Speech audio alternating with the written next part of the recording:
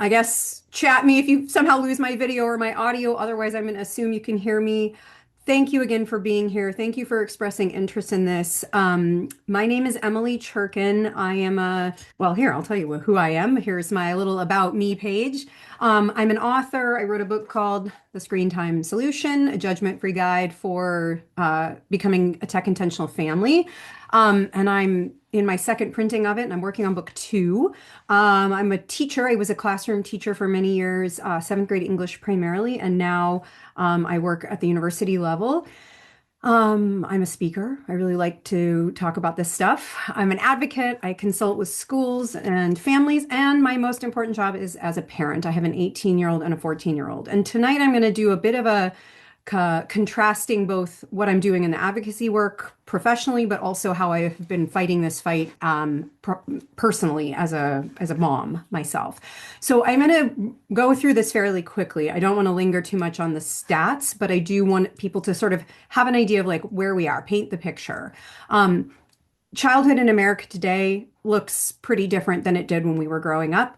Children are averaging 7.5 hours per day on screens. This is outside of school hours. We know that 62% of children under 2 are watching YouTube. 40% of 2-year-olds have a personal tablet. I have been speaking with speech language pathologists who have told me that they are seeing 4-year-olds clinically who are addicted to screens, cannot really function, communicate, make eye contact without a screen in their hand, or need the screen in their hand to function. We know that a quarter of teens use ChatGPT to do their schoolwork. I think this is Pew Research. I have all the links in an essay on these. I think it's far higher than this, to be honest. And we know that 90% of American public schools issue one-to-one devices, which means one internet-connected device per child within a school. Usually it's an iPad or a Chromebook.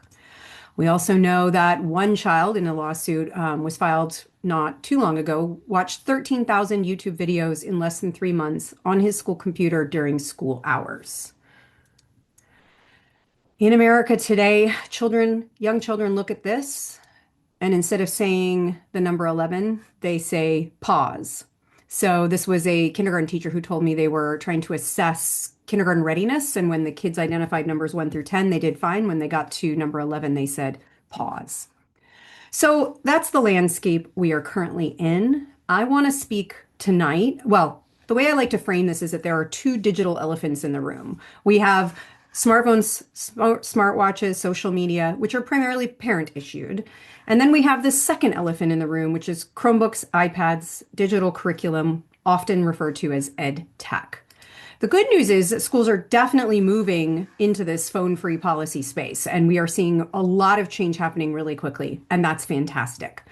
But one of the things that I think is extremely important is if we're going to change policies around phone use in schools, we have to address ed tech too, because you can't tell kids that these things are distracting and bad for their mental health, and then hand them internet connected iPads or Chromebooks for education.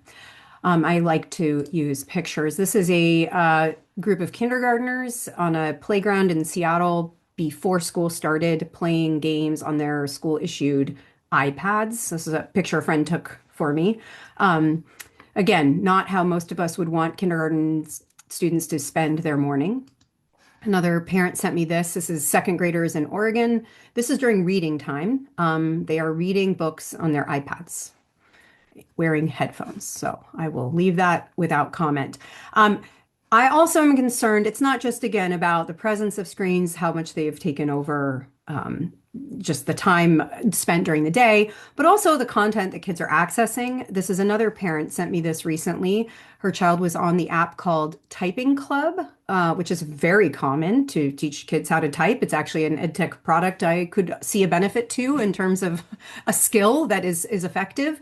These are all screenshots of videos, and it's important to note that this is video ads that are appearing while this child is trying to focus on learning how to type. So she said these ads kept popping up in his sidebar. 3 of them were for online gambling. This is an 8-year-old on a school issued device. And one was an ad for Roblox, which again is a large gaming site that is not a safe place for children. Other parents have told me about their children playing games called escape from Epstein Island on their school issued devices. These are screenshots from a story done in Utah, I believe, but I have heard this from multiple parents. So this game is exactly what it sounds like. You try to escape from Jeffrey Epstein to win the game. So again, accessible on school issued devices.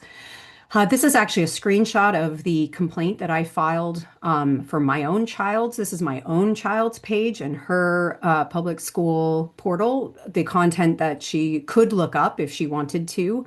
I just don't think it should be controversial to say that children shouldn't be accessing pornography, violence, self-harm, suicide content ever, let alone on a device given to them by their school. Content is one thing, efficacy is another. My dear colleague and friend, Dr. Jared Cooney Horvath, whose book, The Digital Delusion, has been making the rounds, he and I both testified before the United States Senate in January, wrote about this. He said that children today are less cognitively capable than we were at their age. And that is deeply concerning because it's a nice way of saying kids are not as smart today as we were when we were their age. And we don't mean that in a mean way. We mean that in like their test scores are lower than they ever have been since we began recording national scores. This is deeply concerning. And of course, we want to look for why. Why is this happening? Well, a lot of times people point the finger to COVID, but that's not the only thing. And this was a problem prior to COVID. But let me show you two pieces of data that I think are very interesting. The first one is this. When students use screens, whether that is personal screens like phones or have one-to-one computers like EdTech, for entertainment purposes during the school day, test scores plummet. I mean, that sort of sounds obvious, like duh, but there's actually data for this. And this is, again, another colleague of mine, Dr. Jean Twangy, who also testified before the United States Senate in January with Jared and I.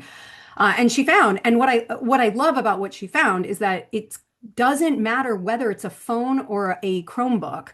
If a child is using it for entertainment, it will impact their test scores. I mean, again, sort of obvious, the combination of things is not good. And so obviously, if students are using devices less, they perform better. As they use devices more, their scores drop. And you can see that like this is a problem that predates COVID, right? So here's COVID is right around here. And, you know, I know because of the work that I've been doing, we've been talking about this since 2018, 2019. And you'll see in my own journey with this that I've been actually thinking about this even longer. This is research from NAEP. This is NAEP data that Jared has written about in his book and on his Substack posts. But these are math scores and reading scores. And what's really interesting about this is the blue line is not, this is not a year, but it is the year that schools pass the threshold where most students had devices. So the year that tech use became the mainstream norm experience. And that year, those years vary differently from state to state. But if you norm the data for that particular year, it's pretty easy to see that until that happened, scores were going up. After that happened, scores went down. Okay, I want to just talk very briefly about EdTech. I know many people here probably have a pretty good sense of it, but I want to give you a very quick overview of how I define it and what I see. This is how I define EdTech. It is any digital tool or product used in or for education, learning management systems, student information system, grading portals, online homework, digital curriculum, apps, records, devices, AI tutors or tools, and surveillance technology, which would be things like GoGuardian or Securely or Bark or any sort of monitoring software. That is a lot. And I actually encompass all of this and include this to mean both teacher and student facing, and not all of my colleagues do, but I actually think teacher facing EdTech is problematic as well. There's an ecosystem here, and this is one of the problems when it comes to talking about things like opting out, is that the products that children are using, and I am calling them products intentionally because that's what they are so embedded into the system, the school, the ecosystem of school, that to extricate one piece is very unstabilizing for the rest of it. I don't think that's a bad thing. I think that's a necessary thing, but I want people to understand it. So I refer to a lot of if you don't know any of these companies are, I imagine you know the Google and the Apple logo, but if you haven't heard of the rest of them, I'm not surprised. Many of these are the most powerful companies you've never heard of. They're worth billions of dollars. And I think most, if not all of the ones up here are the subject of current litigation for a variety of issues relating to harms to children. So that's worth noting. So we have the hardware, we have the learning management system, Schoology's most popular one, curricula like Amplify Science, IXL Math. These are assessments and diagnostic tools, iReady.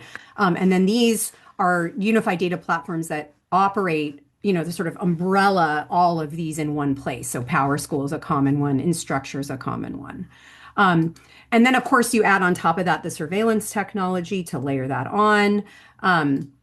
And then, of course, everything now has become embedded with AI, particularly generative AI. I would argue that AI isn't I would argue it's uniquely bad in many ways, but it isn't, it is making existing problems and harms of ed tech far worse. So it's just been a net negative is how I would see it. And it's, often implemented within existing platforms that kids are already using without parental knowledge, without parental consent. And the point of all of this is that at the end of the day, the business model of big tech companies is exactly the same as the business model of ed tech companies. Or, as I like to put it, ed tech is just big tech in a sweater vest. The business models are the same. They rely on data to create profiles. That data is sold for profit. It is not about improving education. So yeah, and another way of phrasing this might be like this is about pushing back on private interests in education. Further, we know that even if these products met certain criteria, had something of value, there is little robust evidence on these products' added value in education. And the evidence that does comes from those who are trying to sell it. So when you think about that, that's like the tobacco industry doing research on the health effects of tobacco, smoking tobacco, and trusting that they have patients' best interests at heart. So we need to be very critical in evaluating the types of research we're getting, whether that's from our schools or our districts or our policymakers about this, because the question, and I just literally did this in an email today, the research that they cited is not a peer-reviewed research source. And so we have to push back on that because it's very convenient when you find data that support your argument that kids need this stuff. But if it's funded by the companies that make it, that's kind of worth asking. Okay, I see broadly, and of course, I'm sure there are more, 4 problems with ed tech products. I don't think I know they don't improve learning outcomes. Jared's book and research uncovers all of that research is in there, highly recommend it. Ed tech products displace other critical skills. For example, not only do children not know how to type, they don't know how to handwrite anymore either, because we're not teaching handwriting, we're not teaching cursive, or they're not spending a lot of time doing handwriting. I just spoke to a university student today who's been a TA for undergraduates for 3 years, and she's like, I cannot believe how they cannot handwrite and they cannot spell because they've relied on digital tools to do that for them, right? So that's a displacement of really critical skills. Spelling does matter. Not perfect, not all the time, but knowing how to do it, knowing when it's right or wrong does matter. Exposing children to data and privacy breaches. I filed a class action lawsuit in May of 2024. 6 months later, the lawsuit we filed against PowerSchool had a massive data breach and 40 million records, including 10 million teacher records, were breached. So we predicted it in the lawsuit, and sure enough, that happened. This may sound like they know all about me. All my data's been collected anyway. There are serious safety concerns about children's data in particular becoming vulnerable through exposures. And we should be very concerned about it, even though it's not something we're talking about as much. And then finally, I see EdTech products and the goal of much of the EdTech industry as to threaten, replace, and displace the teaching profession and to It's just simply they don't make a secret of it. If their products are to be successful, it will be because they have been able to scale, and by scaling a product, you do more with less, and that means teachers. So, one thing I am very curious about is why teachers unions aren't being more outspoken about this. And I've written about that previously. So I want to stop for a minute and go into my opt-out story because it was actually really interesting to go back and look at this path. Um, in particular, because it started in 2013. So let me take you back. How many years ago? 13 years ago, my son was starting kindergarten. And on day 9 of kindergarten, we got this email. And the yellow part is what I'm looking at. Your tech lab homework. We're going to try to log in at the tech lab tomorrow afternoon. The login process is really quite a challenge for these young techies. So if you're able to put 15 minutes in at home tonight practicing, my sanity would greatly appreciate it. The 3 big things are Control, Alt, Delete. They need to be able to press these 3 keys at once, and then they will be prompted to enter a username and password. And then below that, it says the underscore is the toughest part. And in his backpack also came a piece of paper with a image of a keyboard. And I remember we were supposed to teach him the Control, Alt, Delete, pushing it at the same time. 5 years old, doesn't read or write. And I am teaching him Control, Alt, Delete on the 9th day of kindergarten. And I remember at the time being like, that's so weird. Like, why would that be something we should spend 15 minutes a night on in kindergarten? And this is 2013. There were no one-to-ones at this point in kindergarten. This was to do this in a computer lab to log in to do the state standardized testing. Look, this was a fantastic kindergarten teacher. We loved him. I'm not complaining about his teaching at all. And this wasn't coming from him, right? This is what he's mandated to do is, have kids be tested. But I just thought this was crazy. But I didn't do anything because I didn't think it was we're just doing this once or twice a year, right? He's going to test. So we practiced it. Okay. A few years later, my son is entering middle school now. Middle school science, the curriculum adoption process for science was quite heated here in Seattle, where I am. The district adopted a curriculum called Amplify Science, which is owned by Laureen Powell Jobs, who's Steve Jobs' widow. There was a K-8 curriculum and it was 100% digital. And there was a whole, you can see from the headline here, it was described as a shady mess in terms of this curriculum adoption process. I had made it clear that I did not want my son learning science on a screen. And I thought that he could still learn it without it. Now, one of the problems here, and I'm going to talk more about this tonight, is that the burden of an opt-out falls, of course, disproportionately and unfairly onto teachers. And that is not my goal. I mean, as a teacher and as a former teacher, I don't want more work for teachers at all. But I also think they're between a rock and a hard place and they need parents to speak up. That's what I hear a lot privately from teachers is I can't say anything, but I agree with you. So we requested that our son be opted out of the standardized testing, including any of the digital online platform stuff for Amplify Science. The irony was the teacher then would print off the pre and post assessments and then give it to him on paper, and then she was required manually to go in and enter. So it displaced my son from having to do it, but it of course added work to the teacher. I sent letters to all of the principals ahead of time. I asked how I could support, but I was very disappointing that that was the best that they could do. Again, this is in 2019. This was all very early in the process.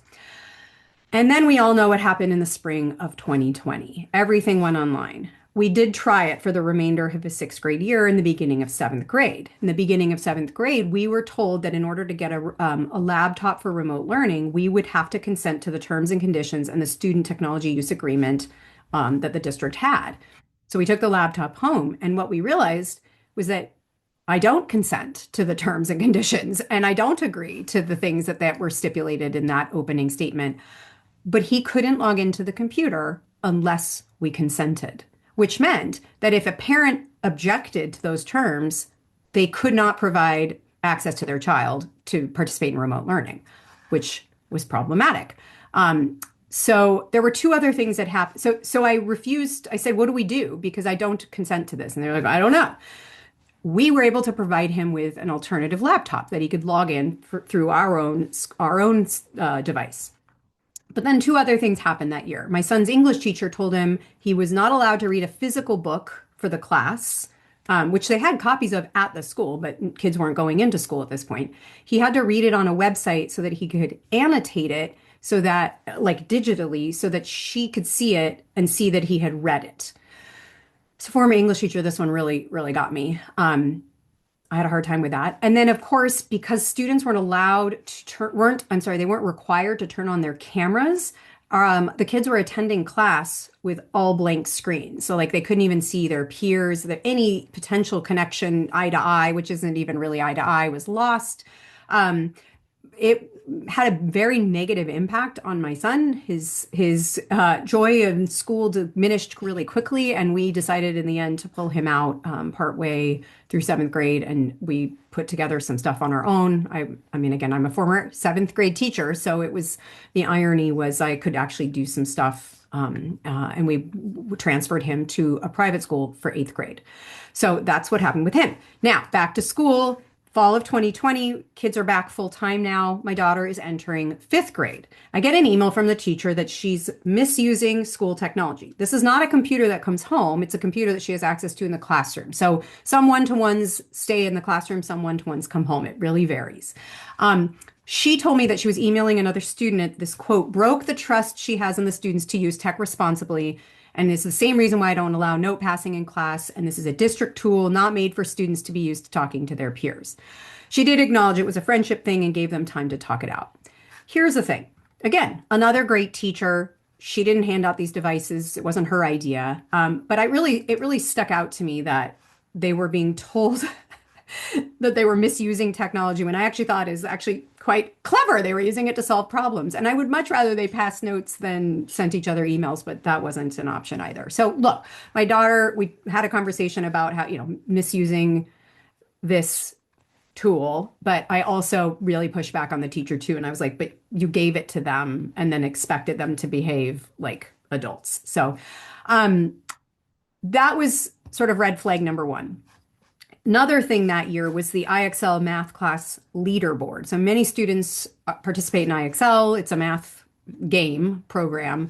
What I found, this is a sample from their website, these are not student names of anyone I know.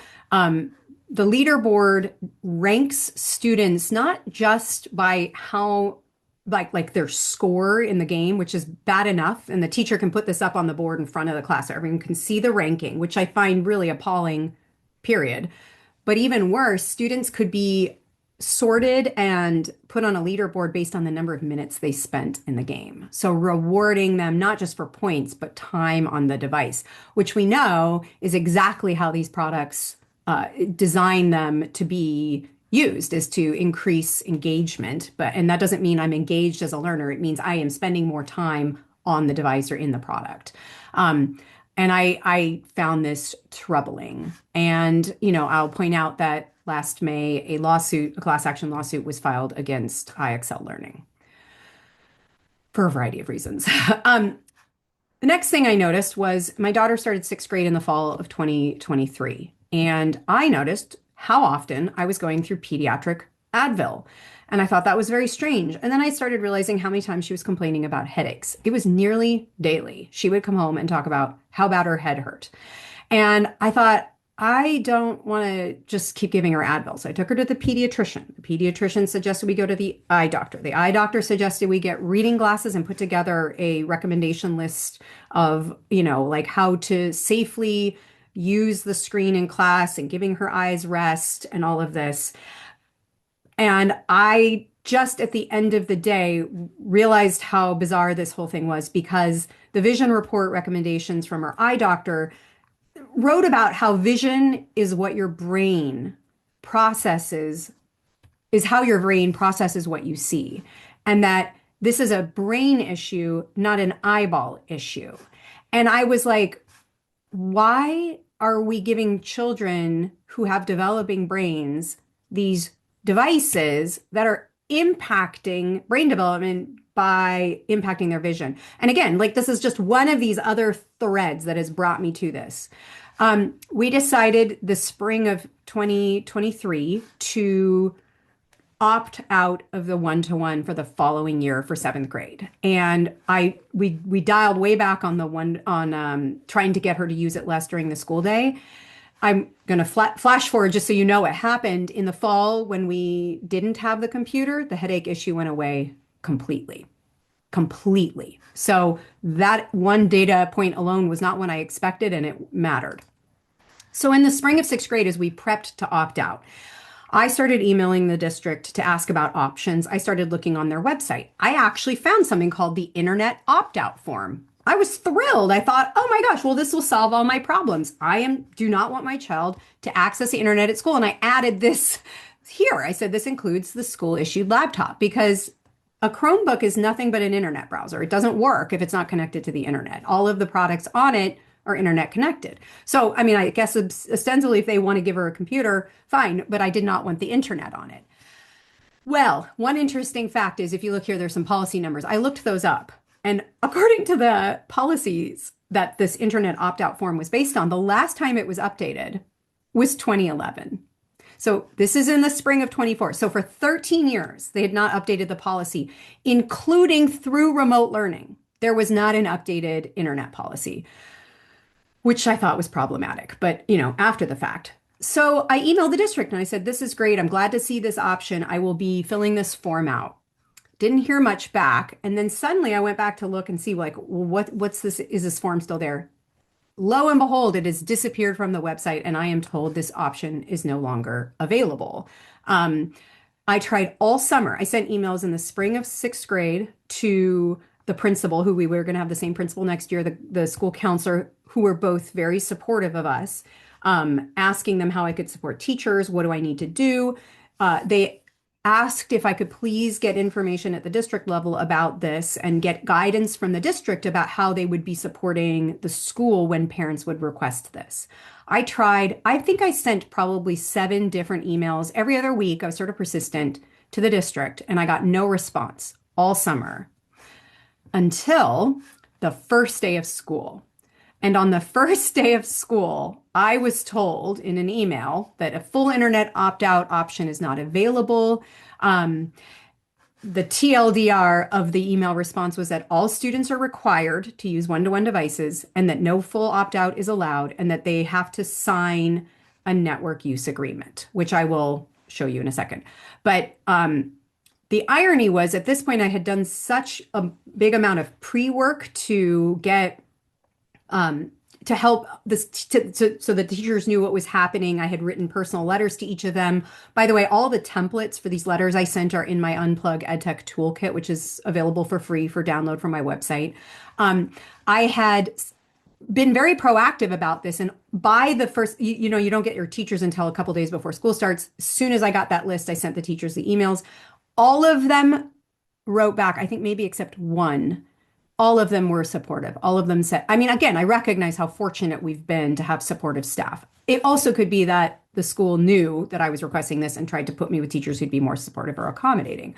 But I couldn't believe that after I'd already gotten these positive emails back on the first day, the district finally responded and told me, sorry, no, you can't.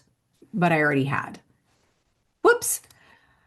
The other problem is, and I want to draw your attention to this for your own as you're going through this process, students are often asked at the start of the school year to sign a network use agreement. They are very problematic. They tend to put the burden on students and families to be responsible for the care and use of the laptops that the school district has given them. Ours says, this is just a screenshot from ours. It says nothing about how students are protected. It also says I'll only play educational games authorized by my teacher. What does that mean? I mean, what platforms are there? Is this on the internet? Like, do we count that the Jeffrey Epstein Island one as an educational game? I certainly don't, but it's accessible to them. This part, I will only access chat rooms or an internet site with explicit teacher permission. Again, not blaming the teachers here, but how on earth are they supposed to know how many different sites are going to? The fact that these network use agreements don't actually say anything about what the school is doing to protect the child is a problem. So here's a parent tip for you. Does your student or your network use agreement protect the school or protect your child? What is the wording of it? There should be a list somewhere of all the platforms, apps, websites that your child has access to. It should be publicly available on their website. I know of only two districts so far that I've heard of that do this. If yours does that, great. Me a link. I'd love to see it. Most do not. I certainly wouldn't sign any agreement until you've seen that list. And then I'd like to know, and I would ask them, like, what happens if I don't sign this? What happens if we don't agree to this? That this is not our child's responsibility. Just as one anecdote of how silly this is, I know of a girl who put her laptop in the locker locked the way she was supposed to keep it safe, and the child above's water bottle leaked into hers and ruined her laptop, and the district made her pay for it. Wasn't her fault. She didn't do anything wrong. Again, somebody has to be responsible for this. I understand that, but this is ridiculous to me. So seventh grade, our opt-out or one-to-one opt-out began. And like I said, I actually got some pretty supportive emails. This was her history teacher said, I don't use computers as much as other staff. And when we do, it won't be a problem to find a workaround. So it won't be an issue. I'm looking forward to meeting them. One of the things I do want to say, I will talk about this too, is we prepared my daughter for this experience. This was something she's known we've been talking about for a couple of years. She understood the reasons why we were doing it. I happen to be her mother, so she's familiar with a lot of these issues. And so we had many conversations about how to navigate this. And I'll say this, maybe I have this later in a slide, but one of the most, I hear this a lot, like, well, I don't want my kid to feel like the weirdo or the only one without it. Is that going to make them look different? Well, first of all, being different is not a bad thing. That's part of being a child. You're always going to fit in or not fit in. That's a normal thing. But you can prepare them. And this is how we did it. We just said, when people ask you, why don't you have a computer? Your response is going to avoid blaming teachers or other parents. That's not the goal here. And we want to make it about you and how you learn better. And so all we said was, you just say, oh, I just learned better with paper and pencil. End of story. And you know what? That first day of school, kids asked her in every class. Guess how many times kids have asked her about it since then? Zero. None. Non-issue. She's just the kid who doesn't have a computer. I will tell you one fun story.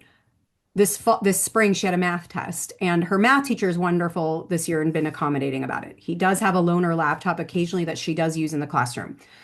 Is this ideal? No. There's still some situations here where, she still has to log into the portal at home to access the homework, but it's on a home computer and she's not taking a laptop back and forth. She's not being distracted during the school day. But her math teacher offers them an option to do it online or on paper. And he gives the kids the choice. And of course, we've encouraged her to take it on paper.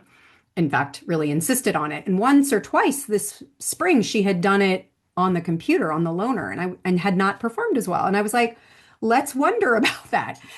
Is it possible that you did it on the computer and you just didn't perform as well because it was on the computer? And she's like, I don't know, maybe. So he said, let's do it on the paper again. So the next one she did on the paper. She came home, she had a better grade. And she goes, guess what, Mom? I peer pressured 3 kids to take it on paper with me. So that's the kind of middle school peer pressure I can get behind, is like, let's all do paper. Again, I think parents, we need to take a very deep breath and really think about, like, this doesn't need to be a big thing. It's like showing up with glasses on the first day of school that you didn't have glasses last year. Like, this is just the way we're doing it. Okay, back to my son who is in grade 12. I'm being very transparent about the situation with me because this is as a parent, I'm navigating this constantly too. So my son is in private school. He does have a laptop for school that is required that we purchase it. He does use it for classes and homework, but they do a significant amount of handwritten work. I've actually seen a fair bit of that come home. I see paper assignments and physical books. So that's an improvement. He does have his own phone, but he is not allowed to have it in his room at night. That is the hard and fast rule in our house. And our phones don't live in our room at night either. All of that lives in the living room in a centralized area. His school has a phone-free class policy. It is not bell to bell, first bell to last bell. So kids do access it during passing periods. I do not love that. We've opted him out of the digital mental health assessments. When I asked for a privacy policy about that, I got a paragraph that was a disclaimer about if the data gets leaked, it's not our fault kind of a thing. And I said, no, thank you. They said it was anonymous. And I do not understand how, if you're assessing for mental health and you have a child who says they're suicidal, how do you help that child if it's an anonymous survey? Where does that data go? I didn't get any of that information, so we declined. I will tell you, if you have a parent of a junior or a senior, the college application process is extremely tech heavy. I knew it would be. It's I don't know that there was anything that we did on paper except receive brochures in the mail.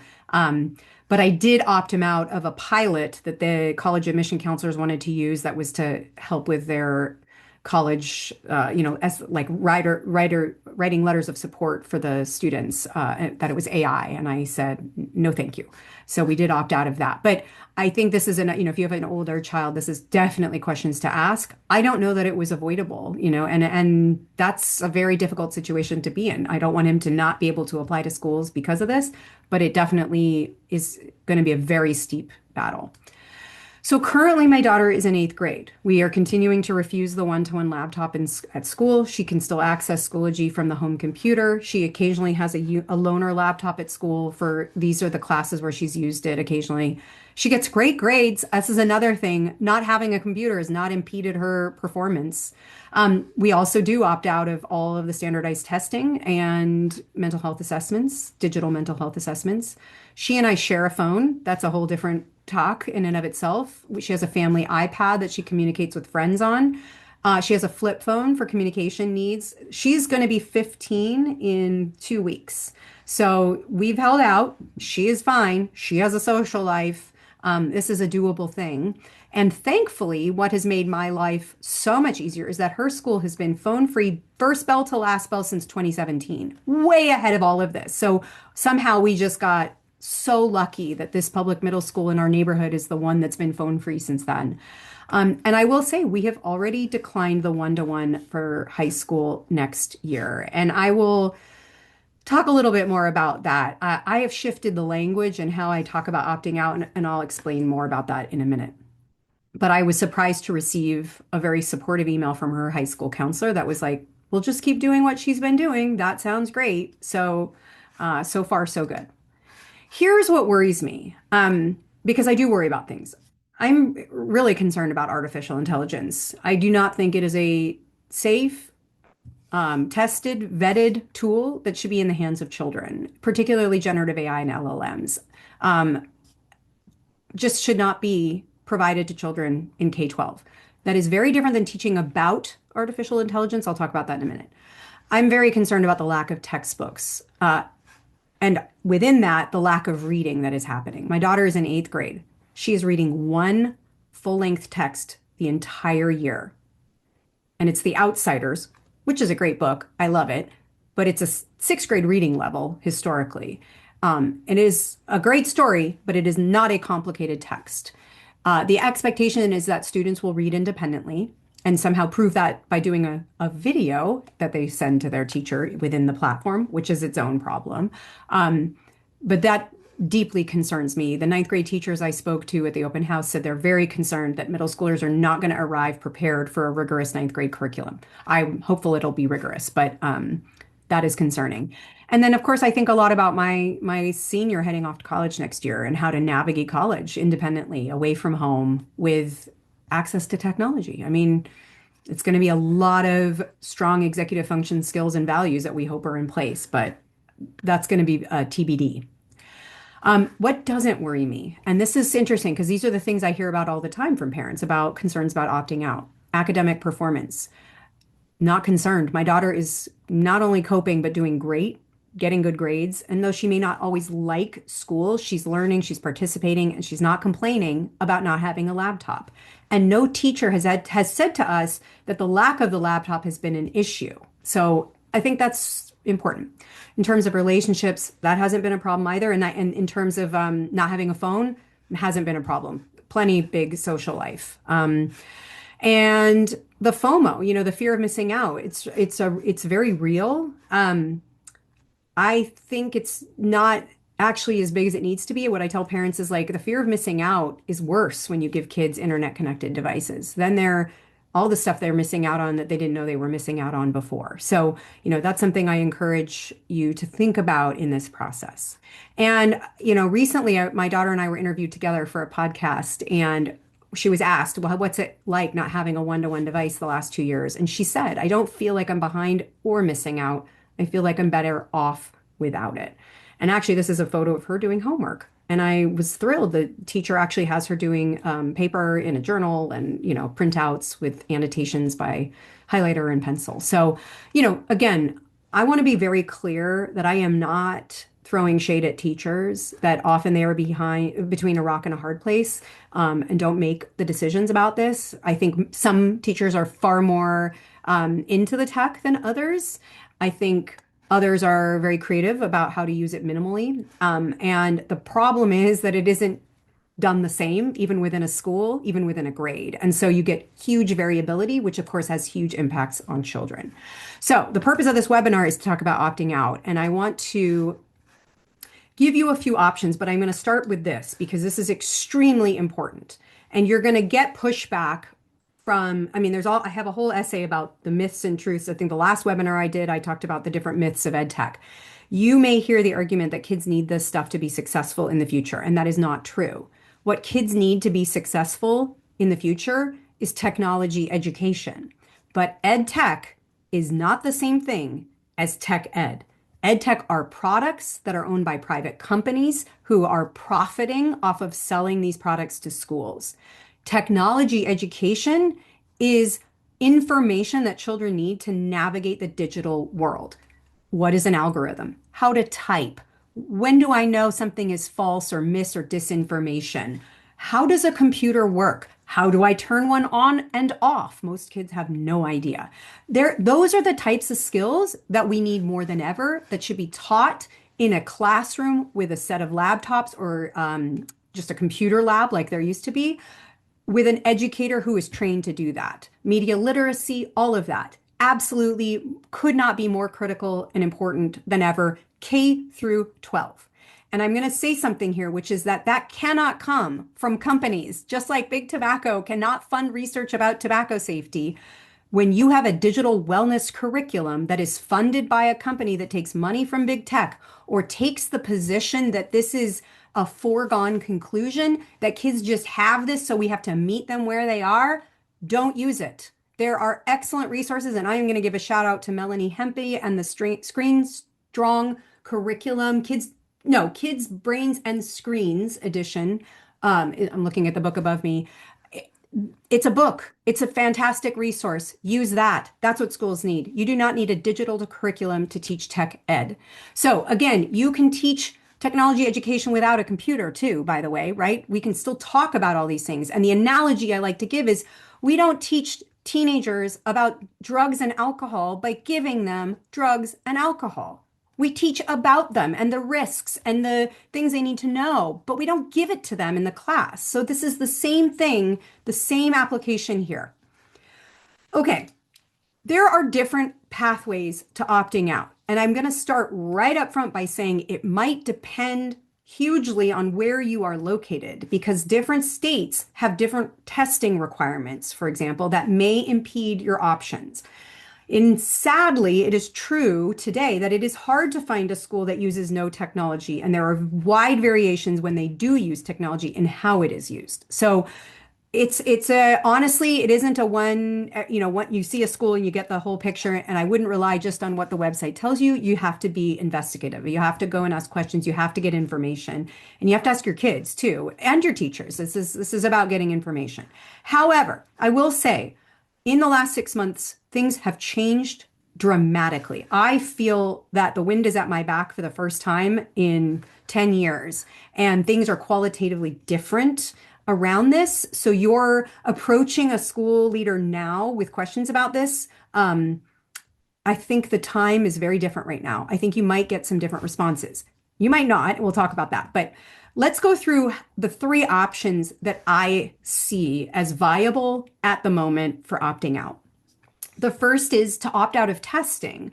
So if you're a little bit nervous or unsure about refusing the one-to-one right away, this is actually how we started, was I actually just started by saying, we're not going to do the standardized testing. I think there is some cultural pressure here about testing. First of all, we test children way more today than ever before. We could talk about the testing industry as an industry itself that is problematic. All the testing has gone digital, or most of it. And that's one of the arguments you hear, right? Is, well, all our testing is digital, therefore kids need the one-to-ones so that they can be prepared to take the test. That's not true. Kids need 1 or 2 practice sessions with a computer to take a test on a computer. They don't need it to do all of their other subjects. So opting out of testing can be a really nice first step. However, that's where you're going to often run into some of the state laws. And I don't, I am not a lawyer. I cannot recommend what you can or should or shouldn't do within a state, but you probably will need to find that out. The second one is what we're doing, which is to refuse the one-to-one device, the laptop. Your child has a right to an education in a public school. So we just said, no, we're not going to accept it. A third and far more challenging option here is the EdTech, the scope of EdTech, all of it, the products, anything. Like you can't log into the learning management system, the grading, none of that. I don't want my kid online at all. I haven't successfully done that. It is possible, but very difficult. And I know parents who've pulled their kids out of schools because they couldn't meet the request for this. I don't want to be antagonistic here. I don't want to drive people directly to lawyers. But if you are met with resistance or retaliation, as some parents have been, you need to call or email the EdTech Law Center. They are my attorneys. They are my colleagues, my friends. They have already, I think, 10 class action lawsuits on file, and they've only opened 2 years ago. Andy recently told me that they had 100 intake requests last week alone. So they're are many issues. They are hearing about a lot of this. And in the sense that it is good because people are paying attention, it is bad in the sense that, lawsuits can be expensive and time consuming. And I will say that what's very important is they will not charge you to speak to them. They only get paid if you go to go do a case and you get a settlement. So that is important to note. That a lot of people get worried, well, if I've talked to a lawyer, I can't afford one. So that's not the case. They will speak to you without charging you. I also want to say something about opting out in general, because I've heard there are efforts, I know in the UK and in the US, to legislate the right to opt out. And I support that legislation, but I will tell you what I think about opting out. It is a means to an end. Opting out forces schools to think twice before adopting multi-year, multi-million dollar contracts that utilize low quality devices that have been rejected by the business world and expose children to harms while degrading their learning experience. Opting out forces a different conversation. My end goal is not to build a permanent pathway to opting out. I am fighting to dismantle the current edtech industry to save children education and democracy.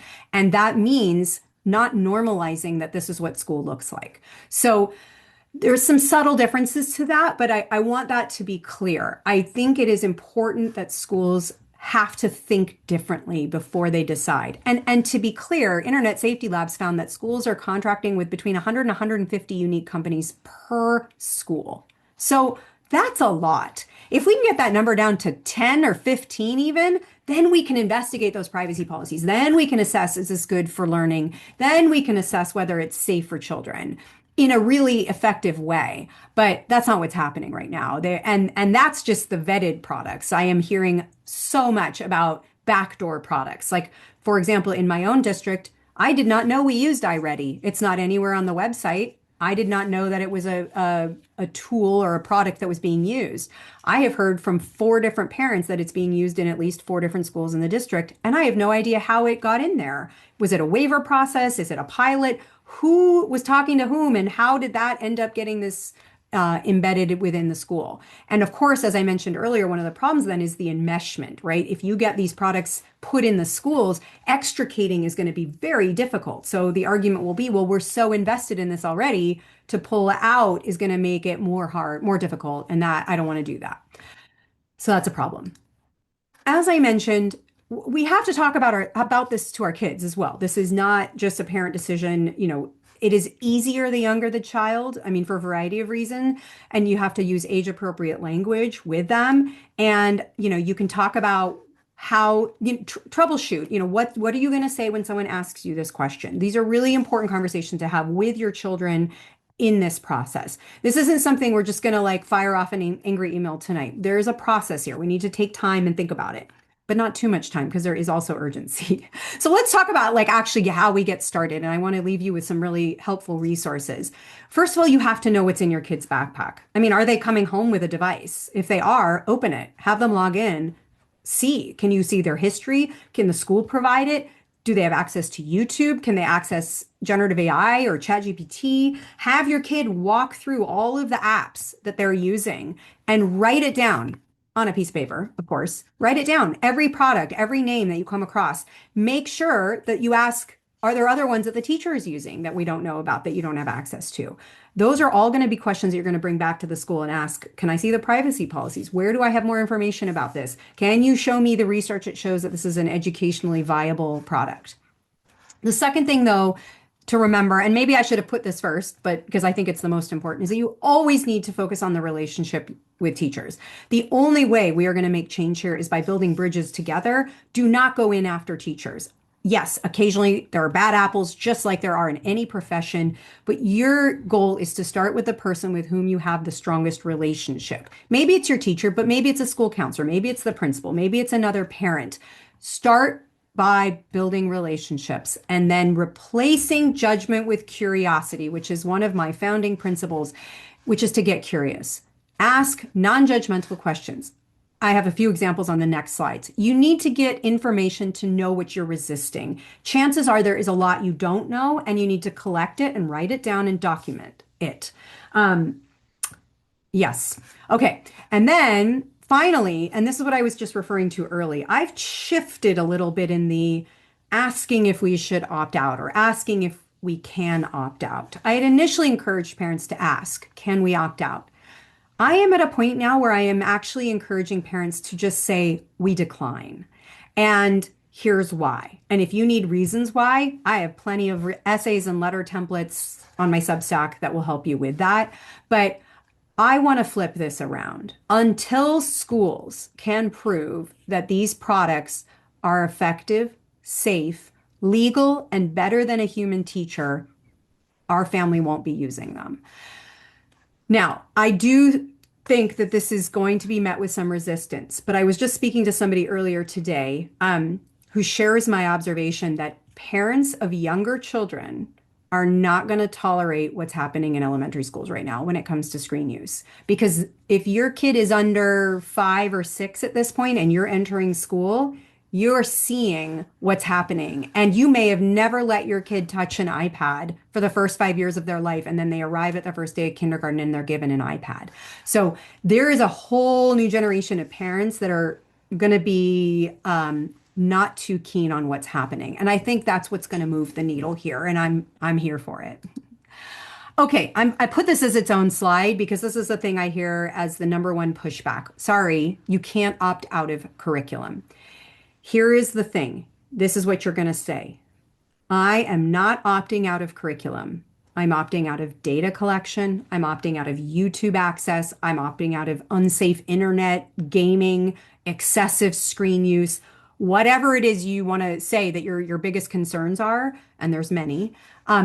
You can say, I want my child to have a curriculum. And by law, especially in public school, the school is required to provide you with that curriculum. And you can rightfully say, I want assurances that it is safe, effective, legal before I consent to using it. That should be the bare minimum. It's not, but it should be. So this is the second thing you'll say. Until the school can guarantee that these products are safe, effective, and legal, and superior to a human teacher, we will be declining. Let us know how we can best support our teachers. So clear, firm, not shaming and blaming teachers. These are important things. And if I haven't made it clear throughout this whole presentation, I want to highlight one other thing. And I put as a Brooklyn Bridge. This is my favorite bridge. I'm going to tell you a story. I had a video last week that I posted. And the video was essentially the gist of it was I said, I'm going to say something bold. I don't think parents should have access to online grades. Now, as is often the case with social media, a short 20-second video went bananas.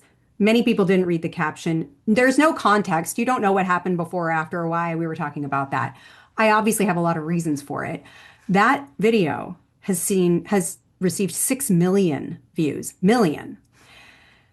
And I had to shut off the commenting because it veered into pretty awful stuff, which usually happens when videos go viral and vile. But one of the really interesting things was when I was looking at some of the comments was the backlash from parents to teachers and teachers to parents. And it was pretty mutual of anger and blame and distrust, I think would be the word I'd say. And I want to say that we have a lot of work to do as parents, as educators, as school leaders. The system is not perfect at all, and parents have definitely made some mistakes, but the common enemy is not each other. And in fact, when we start fighting amongst ourselves, the tech companies who are shoving these products into our children's hands love it when we go after each other. And we have to stop that. It is so important that we turn and find ways to support each other rather than fight each other, because it will get us nowhere if that's how we're navigating this. It will weaken our ability to make change.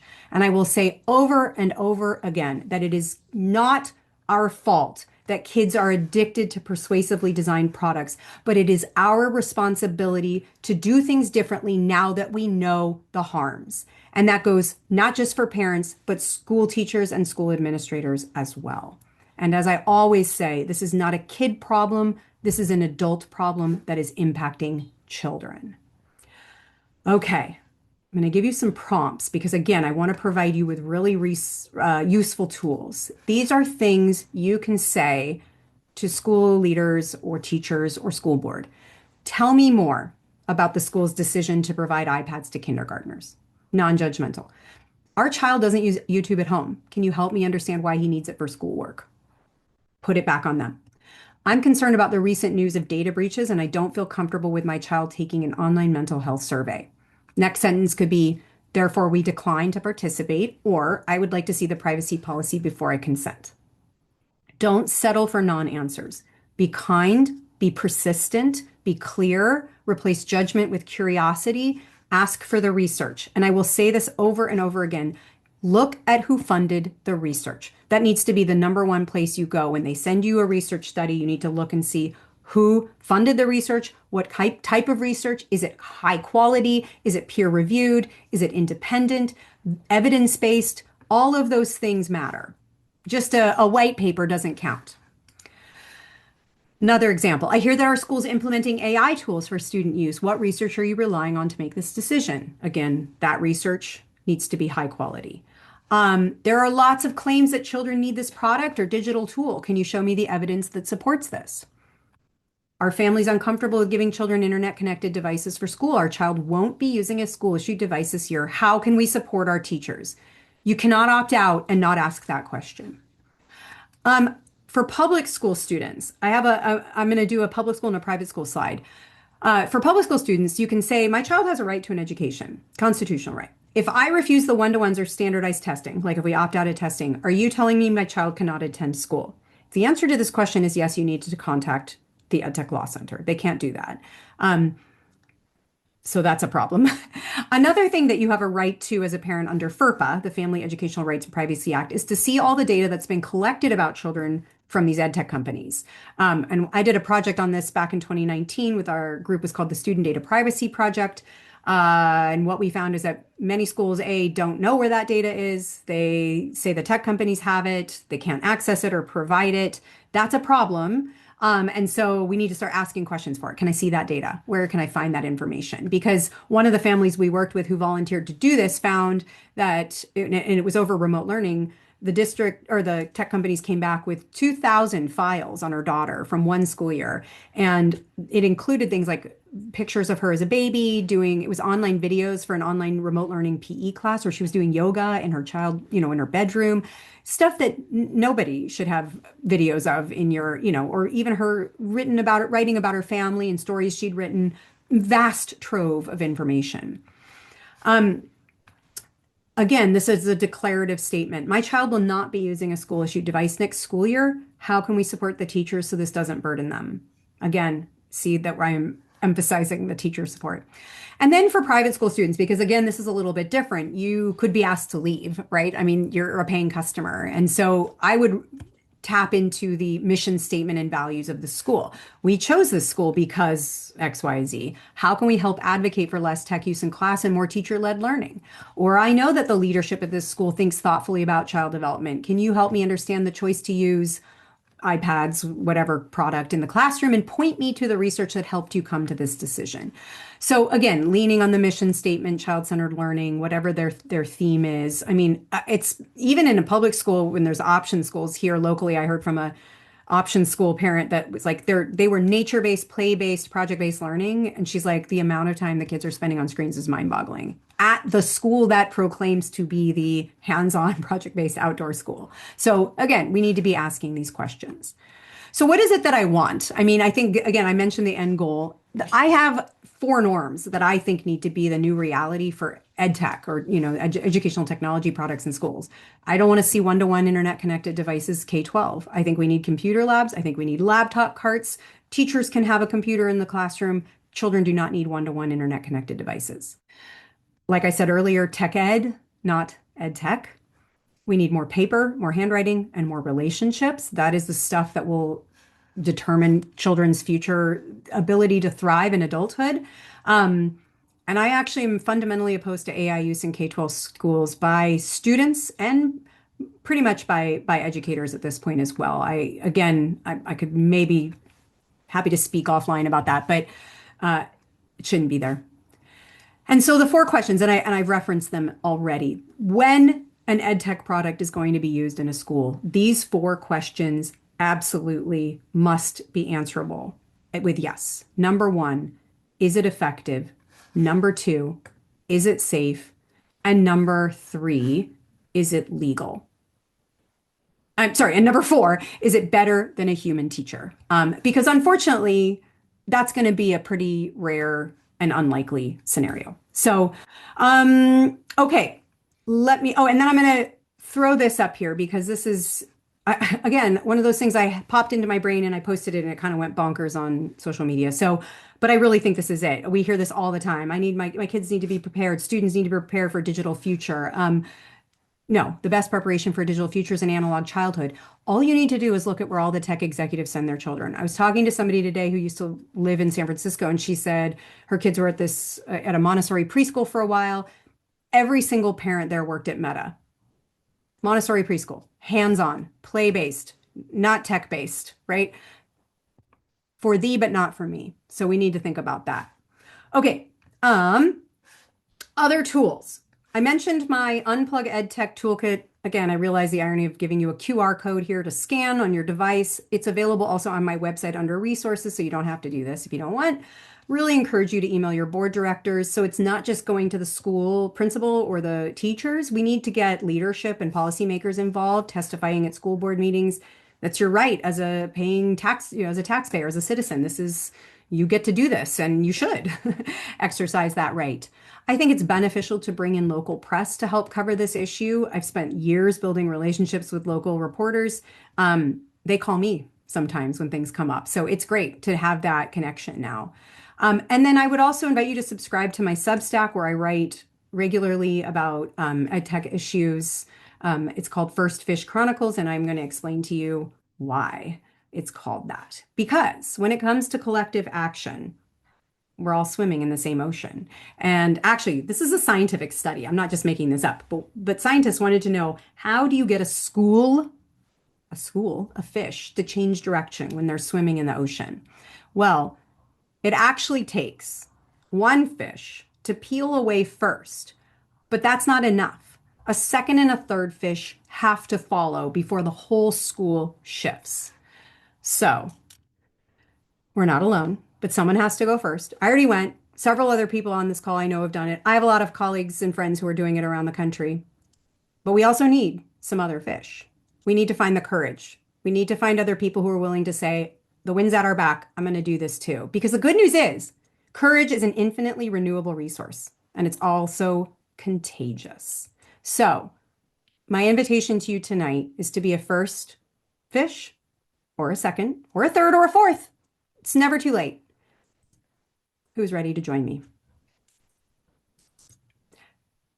I will take time for questions. I just want to say thank you for being here. I am going to save the recording of this. I will upload it to Substack. I saw someone ask about sharing the slides. I will definitely put that there.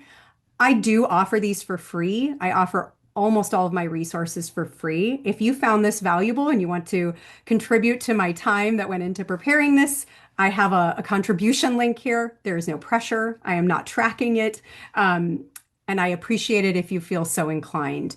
You'll also be getting an email that has the video link to this, so you please feel free to share it. It also has a very short survey link just asking you, like, did you like this? Was this helpful? What feedback do you have? So I am going to go, let me see if I've managed to successfully, let's see. I don't even know where the chat is. Oh, yay, here it is. I found it. Okay, the Q&A and some people directly messaged me. Okay, let me start with the Q&A first. I'll stop sharing in a minute.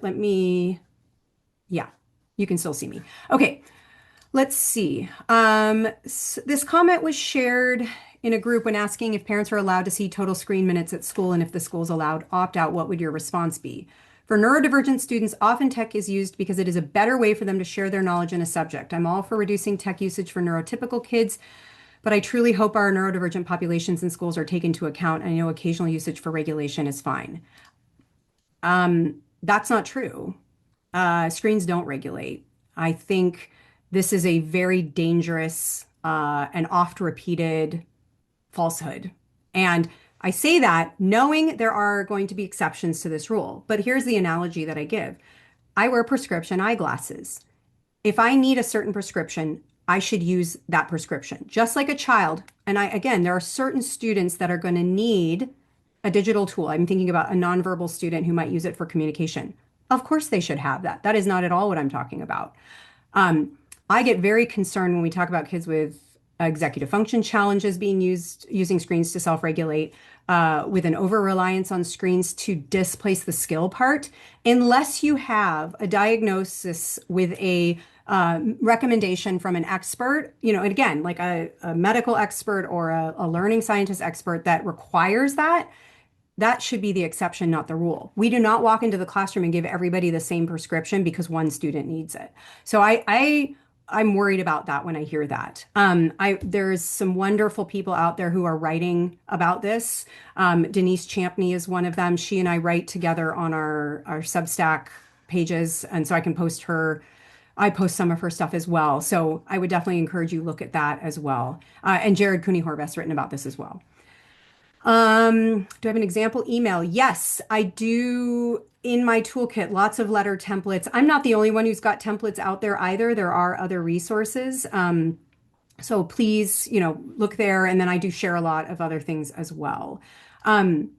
Let's see. The school said you can't opt out, but now they are. No, so this is it. It was confusing. They told me I couldn't, but I already had. And so to me, it was the official top-down policy is, yeah, you're not allowed to, but because I worked on it with the school principal and the teachers, it just happened. So I don't know, was I allowed to or was I not allowed to? I don't know. No one from the district has pushed back. I mean, on that specifically, I haven't been met with any issue resistance. So it might be that they know who I am. I testify a lot at school board meetings, so maybe they just they don't want to deal with me. But I do think that's a fair question. It is confusing. It doesn't make any sense.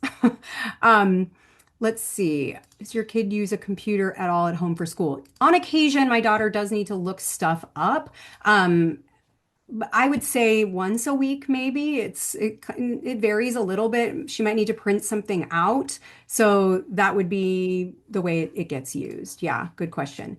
Didn't realize you could opt out of standardized testing. Can you elaborate on that? Yeah, this is going to be very state specific. I would start by just asking, what are the tests that we do? Who's mandating them? For what purpose? How often are we testing? I actually tested my daughter out in 5th grade, and one of her favorite memories of 5th grade is the day I opted her out of testing. Her kindergarten teacher invited her back to kindergarten to be a buddy to the other students, and they had, they got to read books and hang out together, and that was like one of her favorite days. And I quite frankly thought that was a better use of her time than the testing. I would ask your school about that. It varies a lot. Thank you about this. There's a nice comment. Let's see. Relationships first.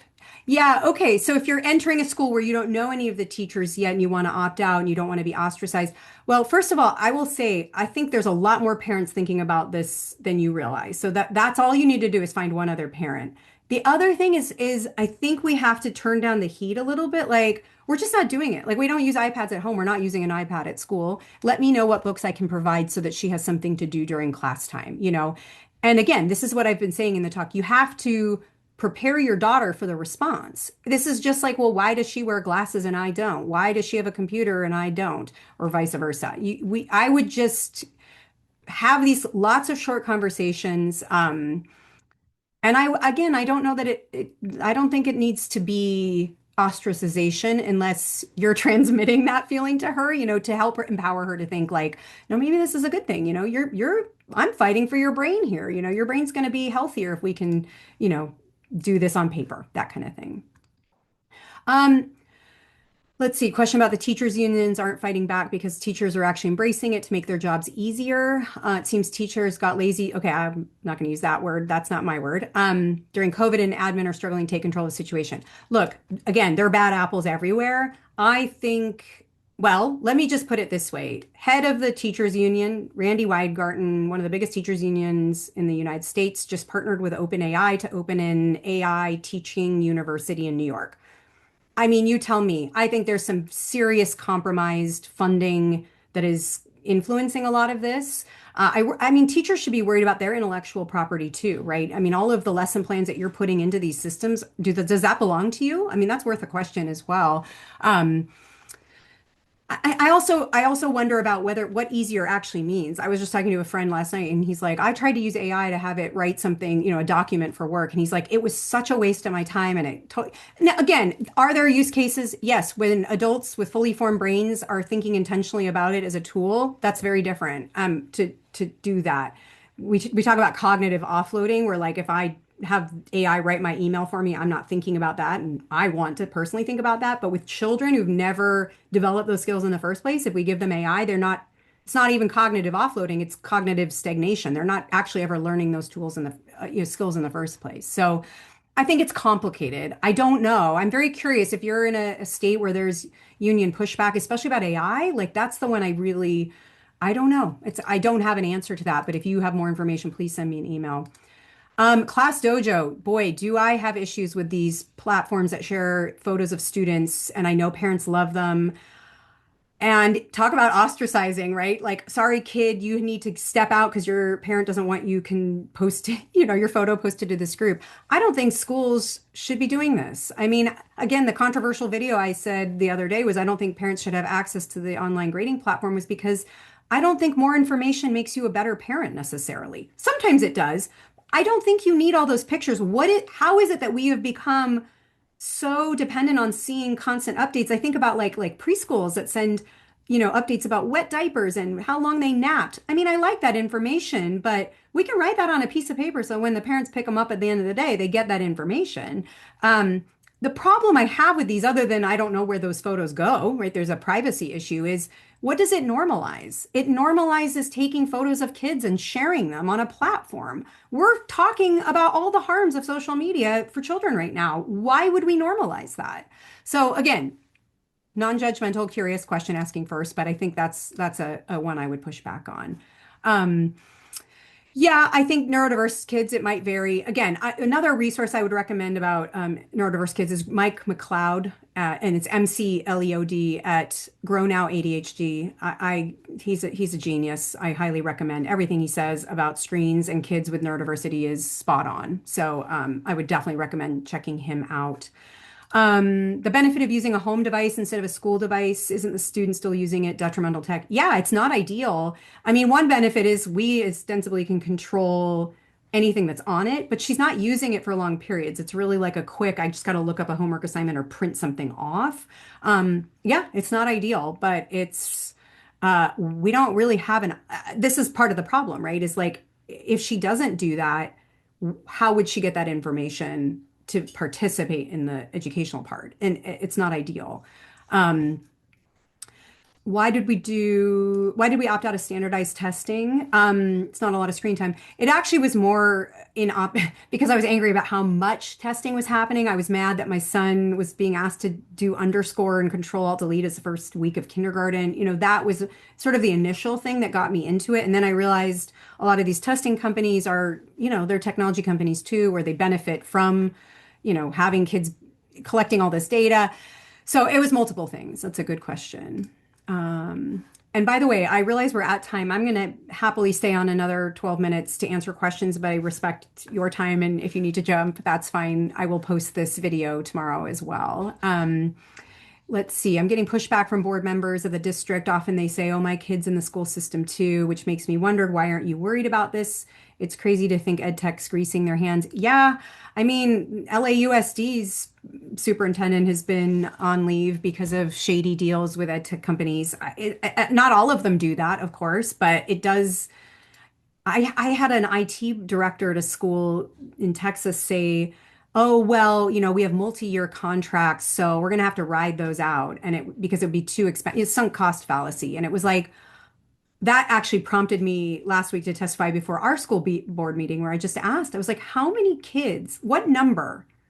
Like, give me a number. How many kids should be able to access porn, violence, self-harm, YouTube, games before you do something different? Like, shouldn't the number be zero? I don't know why this is a controversial thing to say out loud, but for some reason, I don't know where the adult decision makers are in this.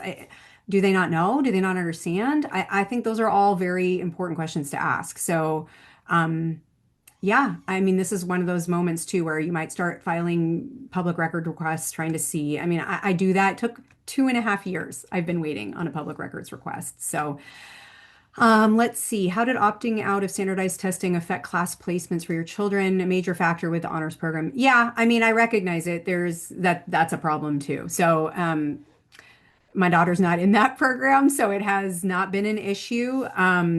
It's also a program that's been completely watered down and devalued in our district, so I'm not sure it really exists anyway, even if you did place. Yeah, that's something you'd have to consider. Another option within the testing is to just say, well, can we do a paper-based test? Like, is that an option? We can start pushing back on the fact that they're become digitized. That's part of the question. Can you explain the is it legal question? What might that not? Oh, well, yes, absolutely. Go to edtech.law and look under active cases, and you can look at all of the reasons that these companies are being sued. So we are alleging data collection, that they are collecting data about my child and selling it without our consent. For profit. There are also product liability cases. So those are the questions that we haven't really like talked about those as much because we're talking a lot more about like, is it effective? I'll also point out, be prepared for an industry rebrand because I'm seeing a lot of intimations that ed tech companies are wising up that parents are starting to push back and resist, and they're reframing a lot of their language like, well, this is good ed tech and this is educational high quality products versus entertainment technology. It doesn't matter as long as the business model is the same. It's not in alignment with child development, period. Doesn't matter if the quality of the app is better. Does that make sense? So we just need to be paying attention to that. That is already happening. The morning that I testified at the US Senate, a large lobbying group sent letter to all the senators and said what they're going to talk about is entertainment and social media. And that's totally different than educational technology. No, it's not from a business model standpoint. So yeah, that's a really good question. Oh, thank you. Thank you. Thank you. It's nice to see these thank yous. Yeah, share more about the daughter's use of loaner laptop for the subjects, English, math, and science. Yeah, I mean, her school counselor has been a huge ally to us. Again, I recognize how lucky we are to have supportive leadership. They had an extra loaner laptop that she can just run and grab from him. She uses it in English, for example, if she has to type a final draft of an essay, which to me is actually a very logical use. Word processing is a good skill. Being able to format an essay, great. We should do that. That's what a laptop cart would provide, or computer lab model, but we don't have those. I mean, I asked once, I was like, well, can she go to the library and borrow a computer? And they were like, we don't even have those. It's like, or the assumption is that all the kids have their own computer, so why do you need them in the library? which is just crazy. I mean, the one place I think it makes sense to have a library, computer is in the library with a teacher who can teach about it, right? Actually do that. So yeah, that's how it gets used. And, I don't have full eyes on it. I'm not there every day. I am relying on what she tells me. But, um, another example is like last year I heard her talking on the phone, well, FaceTime because they don't call each other, of course. But she was like, guys, stop using ChatGPT to write your essays. And I thought, what? How is ChatGPT available? Found out it was. Kids are using it to write their papers. When I asked her English teacher about it, the teacher said, well, yeah, I mean, I'm getting all these chat written papers. And when I complained to the district and asked what should I do, they told me, the teacher, to use AI to assess student writing. She has 39 kids in her English class. Like, that's insanity. Like that class size is way too big. I mean, that's just insane. And times 4 or 5 classes, right? So the solution isn't more AI or more tech. The solution is get rid of all of it and go back. This class of 39 should be a class of 20 and 19. And a teacher reading a book out loud to the student is going to be far better than trying to battle the digital whack-a-mole of AI and all that. So, I was pretty angry about that. I saw the legal question. Yeah, no, again, I hope I answered that a minute ago. Please go to EdTech Law Center to look at that. It's the data collection. And part of the problem is the consent, the lack of parental consent. I mean, even for example, think about YouTube. Because of COPPA, the Children's Online Privacy Protection Act from like 1998, I believe, companies have to get parental consent or kids have before they can use these products if they're under 13.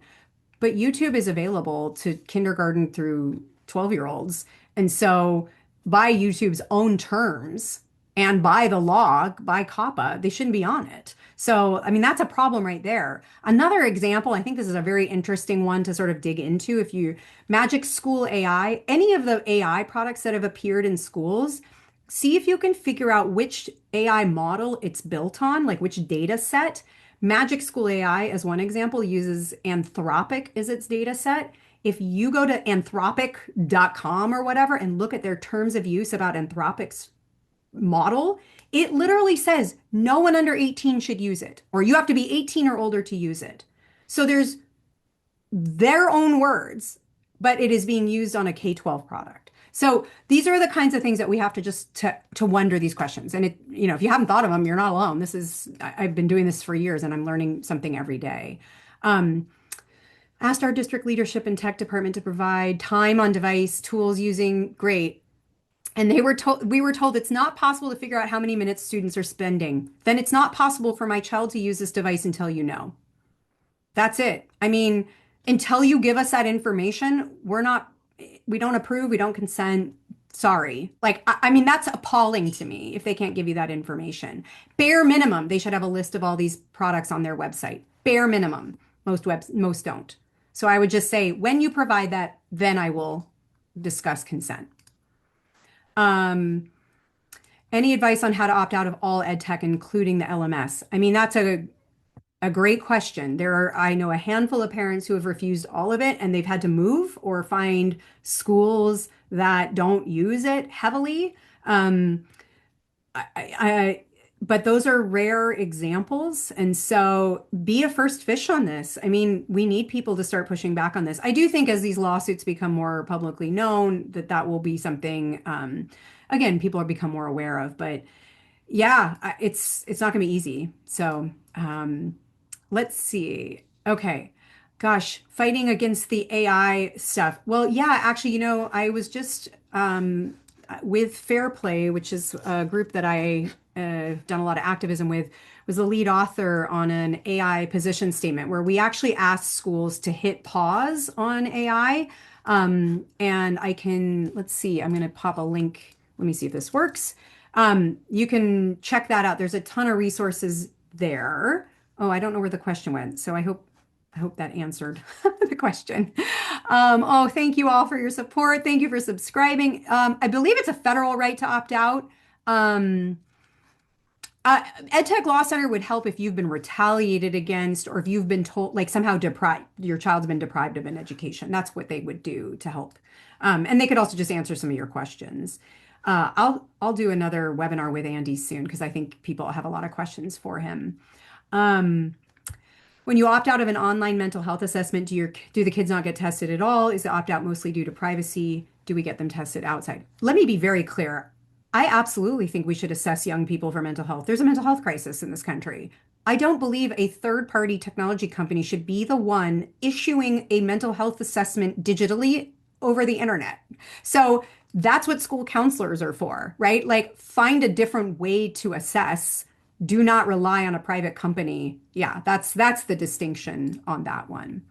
Um, yes, I think definitely have. I have a daughter with special needs. Would it help to have their mental health provider, psychiatrist, or therapist write letters as well? Sure, absolutely can't hurt. I mean, again, the evidence is there. Again, like I've mentioned, Jared's book, Mike McLeod's excellent work. There's plenty of evidence that this is harmful, not just for, kids with special needs, but all children. Let's see. I think that's a great question.